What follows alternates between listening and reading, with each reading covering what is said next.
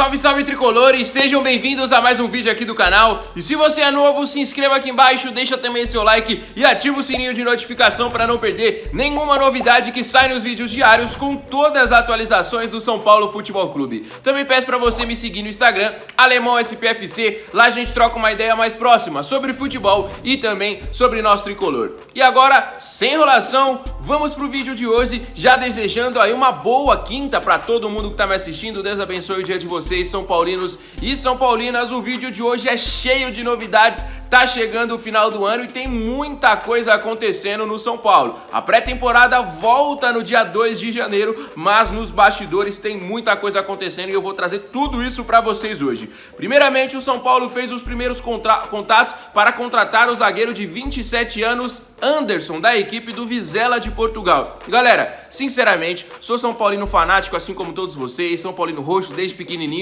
mas se o São Paulo contratar esse zagueiro, fecha as portas. O cara não jogou bem em nenhuma outra equipe que ele passou, ele não tem base de dados pra gente analisar. Eu vi algumas críticas dos times que ele jogou, pelo amor de Deus, a torcida critica muito, só pela cara dele você vê que ele não é um jogador do São Paulo, com todo respeito. Então, se São Paulo contratar isso aí, fecha as portas, vamos cada um seguir nossa vida, torcer pro outro time, porque realmente aí o São Paulo não dá mais. Essa é a minha opinião sobre esta possível contratação, que eu quero do fundo do meu coração que não aconteça. Se for para trazer um cara de 27 anos que não jogou bem em nenhuma equipe que passou, por que não pega um garoto da base? O que tem de problema com o Cotia? Se o Cotia não tiver, contrata um jogador de um outro time, que é barato, é um garoto jovem, duvido que ele não vai querer jogar no São Paulo. Não é possível que não tenha um trabalho de scout, não é possível que não tenha um olheiro. O Brasil é um país de mais de 200 milhões de habitantes, não é possível que o São Paulo não consiga contratar um zagueiro decente. Então, pelo amor de Deus, quero saber a opinião de vocês aí, se vocês acompanharam esta notícia. Próximo assunto agora, o São Paulo anunciou oficialmente a contratação do atacante Marcos Paulo. Ele que tem 21 anos de idade e chega por empréstimo de uma temporada junto à equipe do Atlético de Madrid. 21 anos de idade. Ano passado, na temporada passada precisamente, ele concorreu ao Golden Boy, ao lado de alguns brasileiros, como por exemplo Rodrigo, Renier, entre alguns nomes interessantes.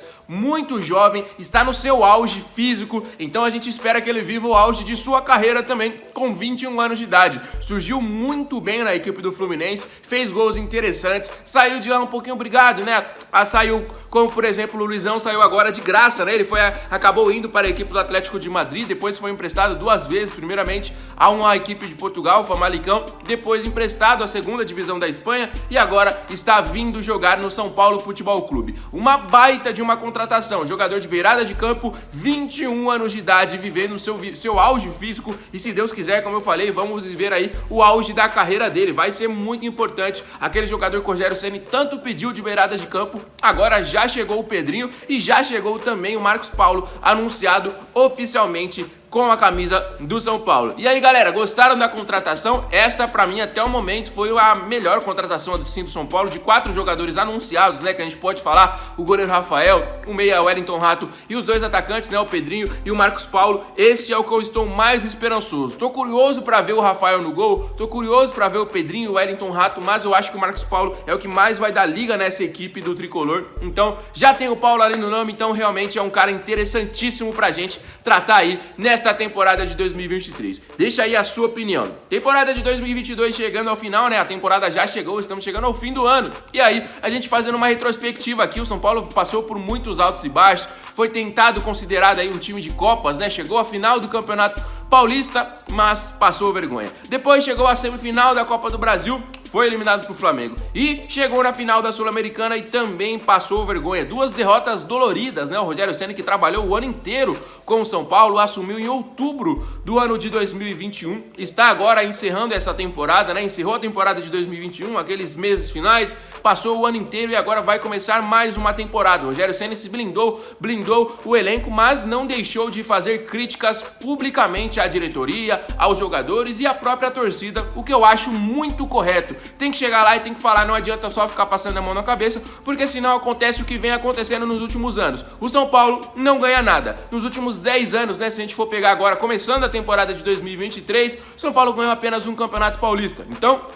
a gente vem realmente brigando aí pra nada. Então não basta mais passar a mão na cabeça, independente se é de diretoria, independente se é de jogador ou da própria torcida, porque eu sempre falo aqui que a torcida tem sim uma parcela de culpa nessa má fase do São Paulo, por aceitar, por vangloriar jogadores ruins. Só se a gente for citar aqui, Thiago Volpi, um dos piores goleiros que passou na história do São Paulo, muita gente gostava. Léo Pelé, o pior zagueiro que eu já vi jogar com a camisa do São Paulo. Muita gente vangloriava, falou que não deveria ter saído pro Vasco. Tietê, um dos piores meio-campistas que eu já vi. Tinha gente que gostava. Então, às vezes passar a mão, às vezes apoiar uma contratação. O jogador é ruim e a torcida continua gostando. Alguns critérios de oportunidade que não dá pra entender também, por exemplo. Às vezes o Thiago Volpi quantas vezes não falhou no gol de São Paulo? Quantas eliminações ele não carregou nas costas? Porque foi culpa dele. Eu lembro de eliminação pro Fortaleza, eu lembro de eliminação pro Palmeiras. Quantas vezes ele não falhou em jogos importantes e continuou tendo oportunidade? Às vezes uma pessoa passa pelo São Paulo e não tem tanta oportunidade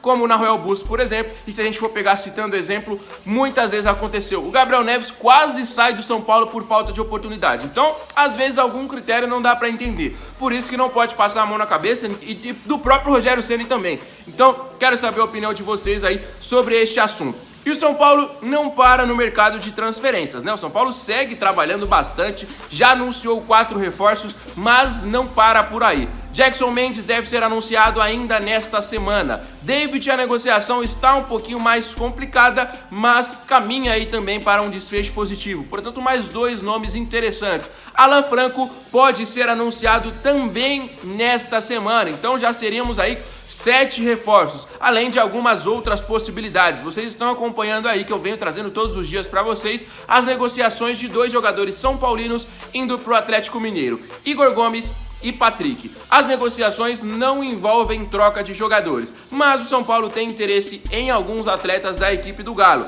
Primeiramente, Ademir. O São Paulo está tentando o empréstimo do jogador, mais um jogador de beirada de campo, né? Então, ao que tudo indica, o Rogério Ceni pode mudar o esquema nesta temporada, jogar com 2 jogadores abertos, Caleri de centroavante, Luciano um pouco mais recuado, né? Brigando por posição ali no meio-campo. Ao que tudo indicou, informação dos bastidores e informação dos treinamentos dessa primeira parte aí na pré-temporada, né? Porque chegou o Pedrinho, chegou o Marcos Paulo, o São Paulo tá encaminhado com o Ademir também, as conversas caminham, né? Então é interessante toda esta situação, pode ser também uma mudança tática da equipe, até porque a gente passou boa parte da temporada inteira sem jogada de velocidade. A verdade é essa, né? Perdemos o Gabriel Sara, né? Que era o jogador que mais tentava, assim. O Igor Gomes é um jogador dinâmico, mas com a bola no pé não sabia o que fazer muitas das vezes, né? Então é interessante essa alternativa de velocidade, alternativa de drible, que há muito tempo a gente não consegue ter na equipe do São Paulo. Então o Ademir é um jogador que o São Paulo tenta aí um empréstimo de uma temporada.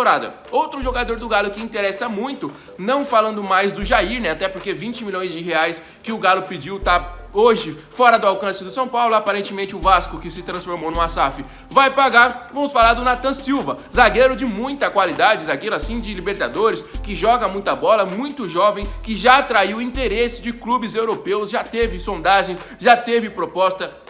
É um cara muito interessante para se ter na zaga. E lembrando bem que não é estrangeiro, né? O São Paulo tentando sofrer um pouco aí com esse limite de estrangeiros, né? Só pode 5 por partido, São Paulo chegando a 8, né? Se anunciar todos os reforços, contando com os jogadores que tem, né? Com o jogador que retornou, que é o Orejuela, os jogadores que já temos aí, né? Então São Paulo chegando no limite de estrangeiros, tentando uma alternativa, né? Que é fazer o Arboleda brasileiro, né? Com dupla nacionalidade, já que ele está aqui desde 2017 morando e trabalhando aqui no Brasil, então pode se tornar um cidadão brasileiro. Então São Paulo tentando essa alternativa aí, e o Nathan Silva seria um nome muito interessante. Titular do Atlético Mineiro nessas 2 últimas temporadas de sucesso do Galo, né? Lembrando mais a temporada passada, né? Essa temporada o Galo ficou ali, quase ficar fora da Libertadores, acabou não conquistando nada, né? Mas em 2021 os caras tinham ganhado tudo e o Nathan Silva fez parte importante desta temporada, deste ano, né? Então é um nome muito legal de se acompanhar, porque o São Paulo tá muito interessado, então é bom a gente ficar de olho também,